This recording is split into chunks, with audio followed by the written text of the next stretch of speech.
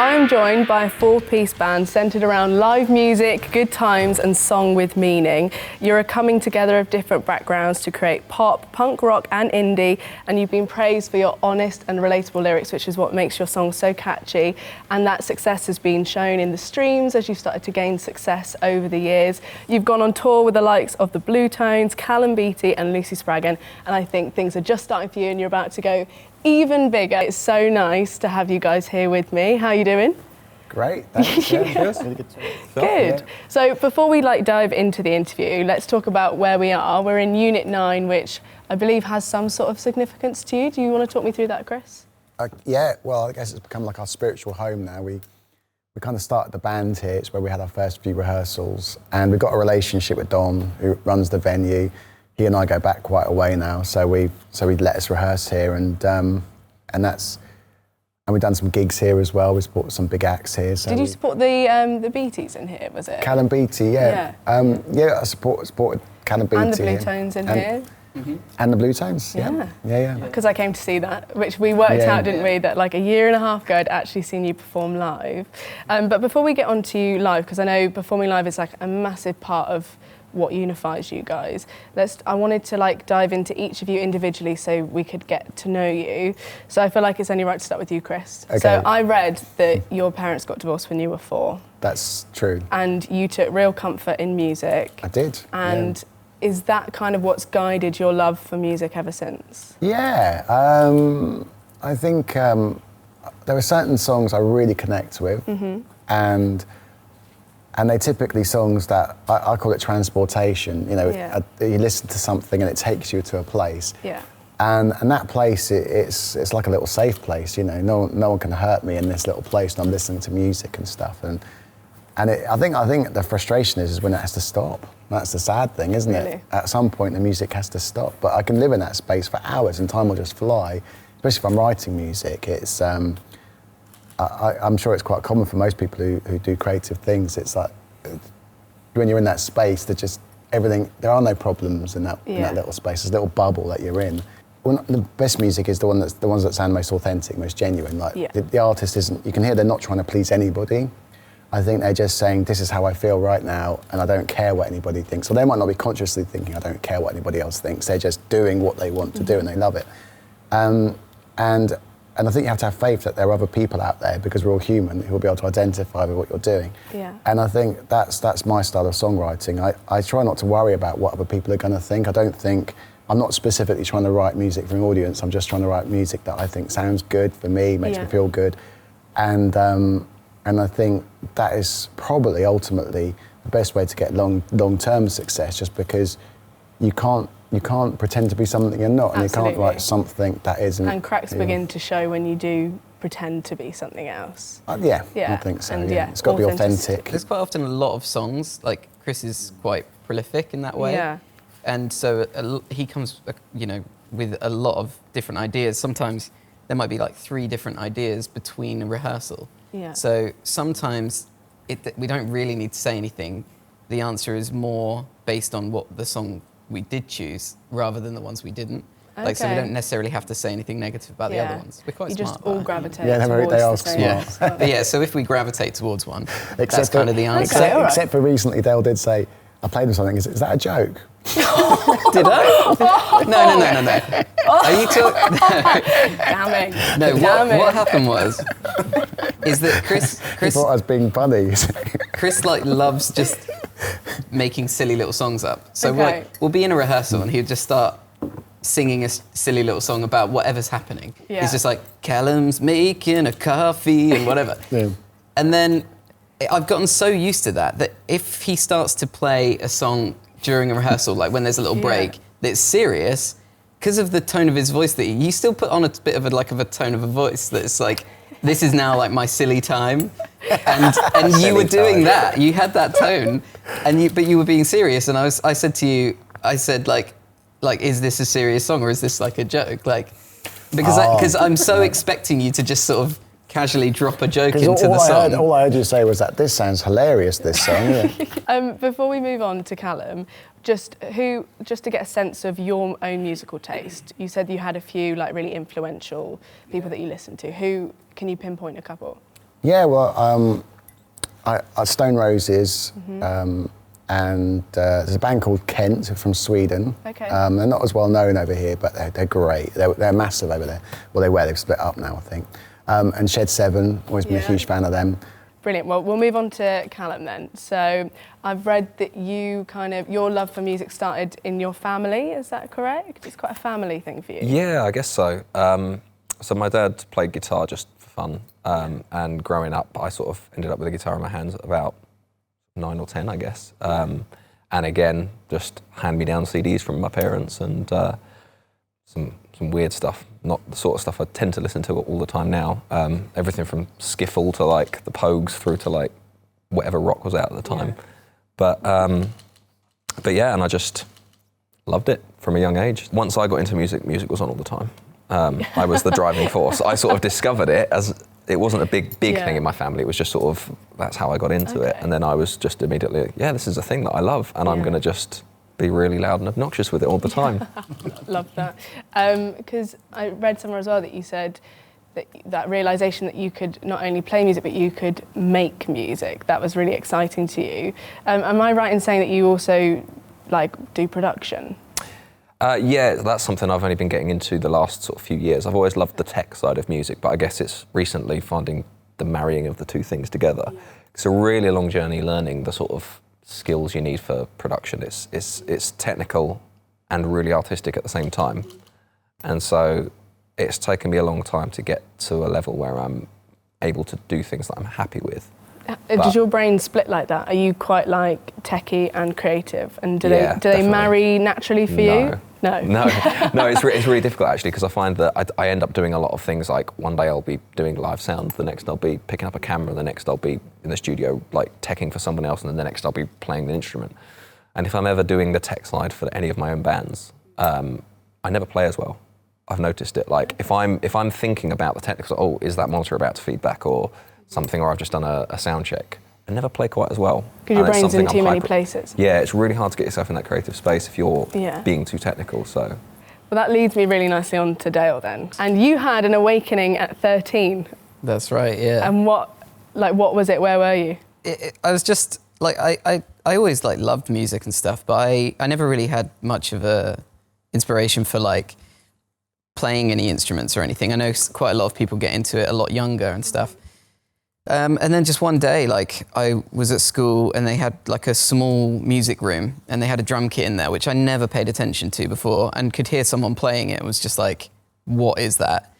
And walked in, and there was a friend of mine playing the drums, and I never really knew that. At least if I knew that he played drums, I didn't really care until that moment. And just in that moment, the way that I remember it was just that I was just that is what I want to do. And just made that decision at that very moment. Do you remember that really distinctly? Really vividly, yeah. Wow. And they were playing Smells Like Teen Spirit and a song called Damn It by Blink-182. Yeah. And I was just can I do that? And so he sort of tried to quickly teach me how to do it. And I remember thinking that I was really good, and I'm sure that I was terrible, because how could I have been any good? It was the first time I'd ever attempted to play drums. But I just remember feeling it just felt really great. And there was another friend in there who was a guitarist who was playing along as well. And then me and that guitarist ended up being in our first band together. So, so that was the moment right there. That was the moment. Love that. And was it tunnel vision from that point onwards? Pretty much. Wow. I remember I don't think I massively had hobbies and stuff at that point. And that just became my entire kind of being at that point. And there also wasn't a lot of musicians generally, but there also wasn't really any other drummers in the school that we really knew of. Did it give you street cred in school? I feel like it did, yeah. It was really, I was really, really short. I mean, I'm still, not tall now, but I was always the short kid, always looked very young and stuff. And all of my band used to give me their hand-me-downs. So I used to, and they were all skater dudes and stuff. So I used to have their old caps and stuff and their t-shirts. And they would buy baggy t-shirts anyway because that was the look. Yeah. And then on me, it was wearing a dress or something. It was there's these amazing photos of us early promo photos where I'm just wearing, I'm just, completely swallowed up by these clothes, but it's amazing. Right, Jimmy, so I feel like you've had quite a different upbringing to these guys as well, because you said you started out in like rural Lincolnshire. That's right. And all there was to do was play the guitar and eat cabbages. Essentially, yeah, that's pretty much Clearly, it. you still play the guitar. Do you still love cabbages? I mean, I'm not averse to a cabbage, but yeah, I wouldn't say they're my favourite vegetable. Okay, fine, fair enough. But, so, because you grew up playing the guitar, was that because it was already in the family, or did you look at it and think, I want to try that? Yeah, actually, my brother was the one that kind of got me into it in the first place, because he played in like a sort of like a punk rock band. Yeah. And they used to rehearse around at our house when I was very small, when I was like 2 or something. So he was the older brother then? Yeah. And I think I just wanted to be like him, you know. So I hung out at the band practices with my little ukulele and stuff. And yeah. So did you and your brother ever form a band together? No, because he was quite a bit older than me. Okay, fine. So by the time, you know, I was sort of getting into actually playing and stuff, he'd already left home, you know. But it was him that bought me my first guitar and showed me my first few chords and stuff. That's really special. That kind of thing. And I had a little band of my own in my primary school class. Oh. And yeah. Do you remember what you were called? We were called Camouflage. Oh, edgy. My first band was called Exposed. Exposed. So the opposite of your band, basically. Nice. Yeah. With an X. Oh. Hyphen posed. Oh my god. Exposed. Wow. Yeah. My first band was called Black Swan, and I don't know why. It was just 2 words. It's like dictionary, just like find 2 words. And Just I don't know page. who even thought of it. Mine was called Dakota. Oh. And again, I don't know why we called it Dakota. We just tried to think of something that we thought sounded cool at the time. Yeah. And we like it. There's a whole like group of bands that are named after places, aren't there? Like, yeah. You know, so you'd fit into. I didn't even know where Dakota was. We just they just came up with it one day. We all sat round. I think someone suggested it. And we thought, I don't know what that is, but that sounds good. Yep, we'll go with that. Great. And obviously, clearly, you all remember your first band. Formative stuff. Yeah. So it's clear you've all come from different backgrounds, but the unifying thing is that you all just love music. So I want to know, how did you meet? About last sort of 5-10 years, I've been in a lot of open mic nights around Milton Keynes, and along the way, I met a bunch of musicians, as you do. And a few of them stood out to me as I went along, and I always thought to my back of my head, if I ever put a band together, I'd love to be in a band with this guy. Oh, really? And I think the first one was Jimmy. I think I saw him for the first time about 10 years ago. And I bought Jimmy's album at the time, actually. It was really cool. I listened to it loads. I really liked it. Check it out now. And so... 10 years ago. God, a while ago now. And then I think the next person I met was Callum, and he came in to do a session for a track that we actually recorded here, weirdly, at the time, and he was playing bass that time. And then I met Dale at another open mic night. He was running it, was it Kiln Farm Club, wasn't it? Yeah, MK11. MK11, and I used to, what I liked about Dale was that I'd say, this is a song I've written, and he wasn't at all frightened to try it. He'd be like, yeah, let's give it a go. And he'd always say encouraging things, like, say, oh, that's cool, that's really good. Did you write that yourself, sort of thing? Yeah. And I thought, I like this guy. He's nice, he's encouraging, he's friendly, and he had a really good way of. Sometimes you go to these open mic nights, and it always feels a bit serious and a bit kind of, no one really breaks the ice properly, but he just took all the fear away. So you got on stage and you felt really comfortable. Well, that's really nice. And I thought, that's really lovely, Chris. You're welcome, Dale. And then when I put the band together, it was a question of obviously contacting these people, and I was really humbled and surprised when they all agreed that they wanted to be part of the project. That was really cool, and I think that was the first affirmation, if you like. Like, okay, I really respected them, and I realised that if you're going to be part of a project, you're going to put your name to something. It's kind of like it's going to reflect on you, and they were all willing to do that with me. So I was like, so it was actually like. Almost nice. like a group hug kind of thing, wasn't it? It does sound like it really is a team effort. So so you're coming into a session, how does it work? Chris, are you coming in with like an idea and lyrics, and then you kind of say that to the group and someone comes out with a melody? Talk me through it. Like Dale says, I'll have some crazy ideas, and I'll normally record them on my little phone, playing them with a guitar, and I'll send them to the group chat and stuff. And sometimes they'll listen, sometimes they won't, but either way, we'll get to the rehearsal, and that'll be the reference, but we'll check out the track. And if it's got legs, I think what tends to happen is Dale and Callum will very quickly start grooving it, jamming it out, coming up with ideas and stuff. And then, and before we know it, we're in it. It's like we're just like working through the track, and it's and then Jimmy will just intuitively write some parts, and it just all sort of come. Then we start talking about arrangement and structure. But you want to. So authenticity really does run through the entire centre of the band in terms of from the lyrics to the way that you guys actually put it down into a form that can be listened to. Have you guys had to learn to be really honest with one another? In terms of one, saying I don't like this, but two, also some of the subject matter is quite personal to you, Chris, and it can be personal to others. Have you, again, had to break those barriers down? Yeah, I mean, what tends to happen is, it's normally Dale actually. He's kind of like, he'll just say, he's very politely, he'll say, what does this mean, or what are you talking about? And 9 times out of 10, I'd have been like questioning that part of myself. I thought, what am I trying to say? Yeah. Then I'll go back to the drawing board on that part of the song and I'll rewrite it and try and think what. And it's a really good. I'm sure other people have had this, but I tend to find that the first time I really hear a song properly is when I play it to somebody else. Interesting. So I'll play it to the guys, and straight away I can hear all of the things I want to change in it very quickly. But when I hear someone else echo that thought, like Dale or Callum or Jimmy, they'll say, I'm not sure about this, what you're trying to do, not sure that works. I thought, well, actually, I was kind of thinking that too anyway after I played it, and so I'm glad you said that, and go back and think it. Do you, any of your releases out at the moment, was there any song that you got stuck on in that section? Yeah, Made Me Happy, the most recent one. I think it was in the middle 8. I think Dale and I had a conversation about the lyrics doesn't really work for me or something like that, and I'm not sure what you're trying to say. And so I went away and I tried again. Okay. Well, because I also read like one of the main things that you guys put up on your promo is that, you write these songs that have meaning and they're not superficial and they're really important, but you also appreciate that the listener has a unique experience with that song. So how do you get that balance between not making it so personal that it's like a listener can't attach to it, but getting it enough so that you've injected enough emotion into it that it means something? Well, that's a really good question. I think it's from my own personal taste. When I'm listening to something, if someone over-personalises something, it can be uncomfortable to listen to.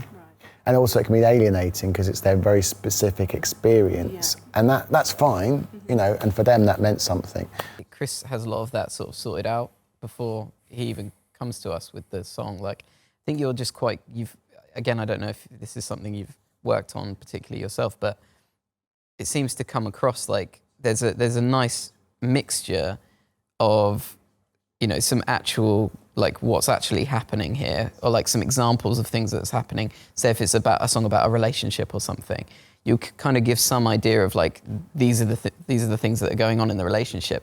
But there's enough mystery behind it and enough vagueness that it can be relatable to anyone kind of as well. Yeah. And a lot of that is kind of already there before we even hear the song. So I like that perspective, try and find the fun in it and the good in it. And you seem like you're a very empathetic person. I feel like you've put yourself in the shoes of almost everyone who will be enjoying your music, and even for the band, you're quite a considered person and you think about all of the different That's kind of you to say. I wouldn't have described myself that way, but I like to think of myself like that. There we go. Nice. Yeah. Well, I'll think it. I'll write this He's manifesting down. it into existence. You were saying that you want to live music, more live performances, that's the goal next, that's the next skill you want to perfect, but you said you've been focusing more on like music videos and stuff, and you guys have got some great music videos.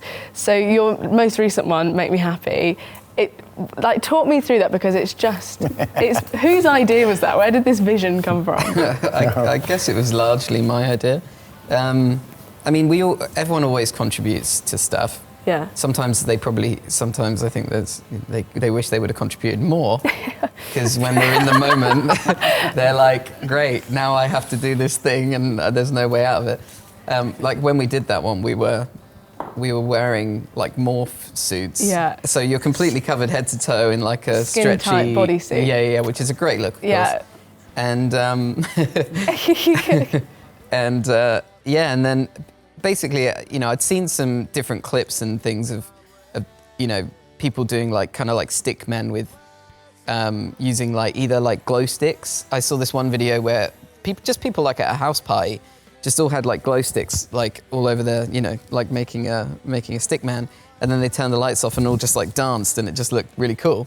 And I just thought, like, wouldn't it be fun to just do that? And that's just something I love about this band. It's just like, you know, let's just do what we find fun and enjoy, and like, we're not, I don't know, maybe we should be focusing on it more, but I think it's just nice to be able to just go with whatever feels good and just like, and yeah, and so anyway, so we came across this, you know, idea of that, and, you know, let's try and do it with maybe like with tape. Instead of like glow sticks or something, it might come across a little bit better on a video.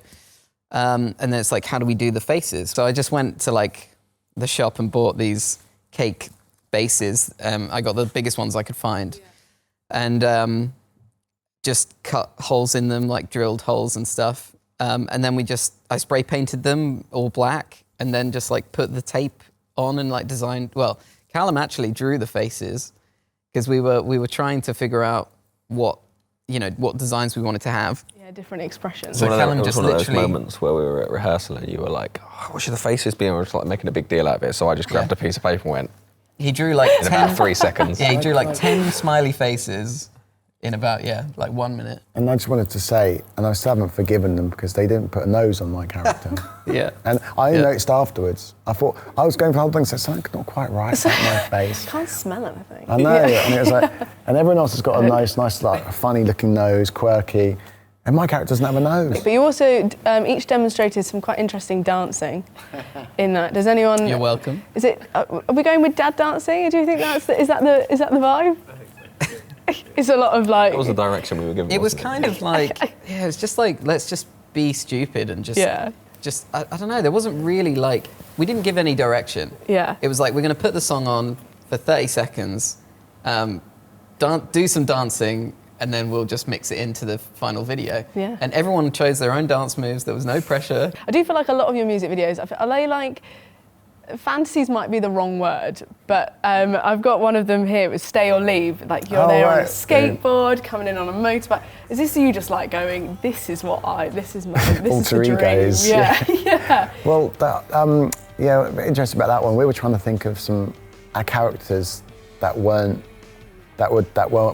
me, you know. Yeah. It was like, you know, think the versions of, if someone rocked up for an audition for a band, how would they, if they could blow it, what would they do? You know, if they were going to completely ruin it, what would you do? You'd turn up like an idiot, basically, wouldn't you? And so we're trying to think of some idiotic outfits for me to wear, and that's what happened. Yeah, as well. We were trying to like make it really, because the idea was that we were going to use like essentially clones of ourselves. There'd be multiple of each of us, and how do you put that across? You know, you can't just wear the same outfit because you would look like the same person. So it's almost that joke of like, if you went to try and buy some alcohol and you were too young, so they didn't let you, and so you go back out, go and get some glasses, try again. Yeah. Then go back out, get a fake nose, try again. Yeah. Like that, it's basically that. Like, how do we make Chris, especially Chris, look different on the different shoots? So we kind of went quite extreme, like. Yeah. It was good fun making that video, wasn't it? It looked fun like that. I think. Like I said at the very beginning, you're a band driven by just having a good time, and I think that really comes across. So let's talk about what you've got coming up in the future then, because I feel like you guys have built real momentum. Like I said, your tracks are doing really well on streaming services. You get like at least a couple thousand views on your music videos as well. Yeah. So what can we expect going into, you know, with 2023, we're 3 months in now. You've got a release that came out in January, obviously, made me happy. Well, Breathing In is coming out on Friday, the 24th of March. Talk me through that then. What's that song about? Well, you'll need to see the video, won't you? Can you tease? Can you tell me anything? Well, to be honest, it's a little bit of a departure from the silliness, isn't it? It's still visually very interesting. It's a serious. It was just another video shoot where I couldn't see anything. Yeah. That's basically like. What do you mean? Couldn't see. Our MO. You covered your faces as well. Okay. Well, Well, we all covered our faces, didn't we? Really? Yeah. So do you want to describe the video? Jimmy, why don't you describe the video? Yeah. I want to know. This is again one of those situations where I feel really bad. Like, I hope there's not some sort of like, you know, human resources issue here or something like that. Not like I employ you, but like, because I'll be like setting something up and I'll hear like either Callum or Jimmy just being like, what am I doing right now? Like, what is this? Like, why did I sign up to this kind of thing? What is this? You're like, this wasn't in the small print. With the last video though, with the last video, I said to them at one point, I was like, right, guys, we're about to book this in. Mm-hmm. This is the idea. This is the concept. This is what we're going for. Yeah. If you have any input, now is the time to say it. Yeah. And we stuck with it pretty much. So. Yeah. Anyway, go on. Well, it's a bit apocalyptic. Okay. This latest one. And there's lots of dry ice machines and fog machines and gas masks and that kind of thing. And interesting. It's all a little bit, bit more serious. Definitely piqued my interest.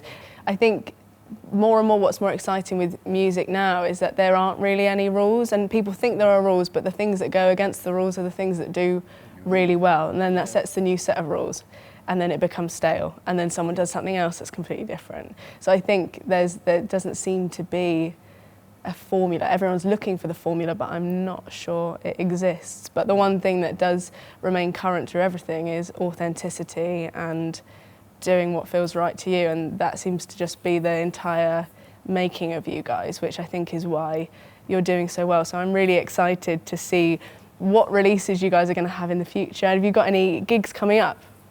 Yeah, we've got a couple. There's the 29th of May in Milton Keynes at the Crawford Arms. Oh, what a great venue that is.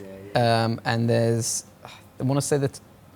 It's the one in the 66 bar in Cambridge. I can't remember the date. That's the 23rd of June, I think you said, wasn't it? Yeah, or July, is it? I can't remember. I think it's in June. We should probably know.